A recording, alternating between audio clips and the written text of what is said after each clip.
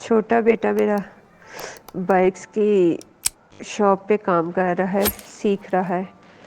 उसको weekly 500 rupees मिलते हैं। हस्बैंड फ़िलहाल तो तकरीबन ऐसा ही समझे कि जॉबलेस है। इसके अलावा जो उनका मेडिकल इशू है, करीब 4 से 5 माह बहुत ज़्यादा इस चीज़ में हम मुब्तला रहे हैं कि तबीयत उनकी ठीक नहीं हुई, और ज़ाहिर है मकरूज़ हुए बहुत ज़्यादा, कभी कहीं से कर्ज़ा लेके कभी कहीं से कर्ज़ा लेके, तो इसी तरह चल रहा है, समझे अभी तक इसी तरह चल रहा है।